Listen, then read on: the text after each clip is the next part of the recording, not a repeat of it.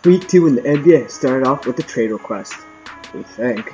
Reasons is back. It's your boy Zero to cover this story coming from the mess and the laughingstock of this early season, those young Phoenix Suns. So, before we get into the details on what's going on regarding this trade, let's go over why my comments on this year's Suns is justified. The Suns didn't make any real moves to improve the Western Conference's worst team last year that squandered 24 wins, making this year's start not that surprising.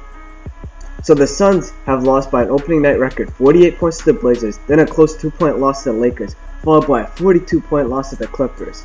They did beat the Kings, but let's gloss over that. Yes, that's two 40-point losses in 3 games, and yes, that's the first time that's happened in NBA history. So this team is historically awful so far.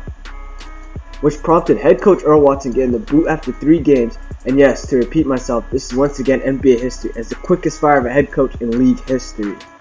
And to make matters worse, star player Eric Bledsoe has cryptically requested a trade by tweeting, "I don't want to be here," most likely referring to Phoenix, Arizona, and the Suns.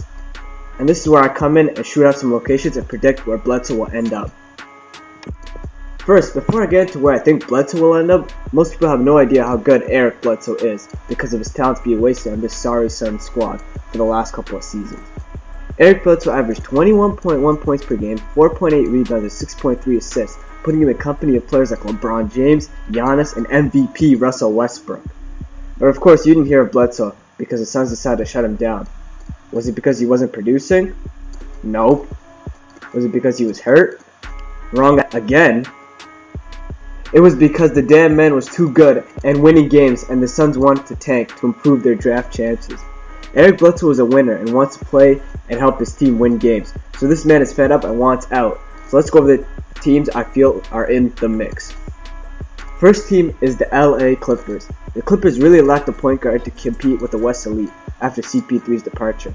And Milos Teodosic's injury, that's where Eric Bledsoe is plugged in, and he will be able to compete on a competitive team, and also the Clippers have depth that they could trade for Bledsoe. Former teammate and friend DeAndre Jordan also tweeted his approval of Bledsoe returning to Los Angeles. Next team on our list is the San Antonio Spurs. They are also a very competitive franchise with a winning culture that you need for a really talented point guard.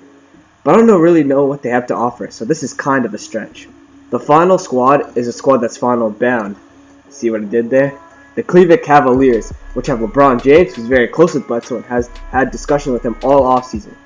The fit isn't that great, seeing as they already boast Isaiah Thomas and Derrick Rose, but you can never stock up on talent in this league. So, those are the teams I have a feeling will go after Bledsoe and make sense. But, where will he end up? My most likely destination is his former squad, the LA Clippers, just based on the urgency at the guard position, and the Suns will be interested because of the assets the Clippers have to offer. Let me know where Eric Bledsoe should go, and if he's overrated or underrated as a player. Like, subscribe, and I'm out. Peace!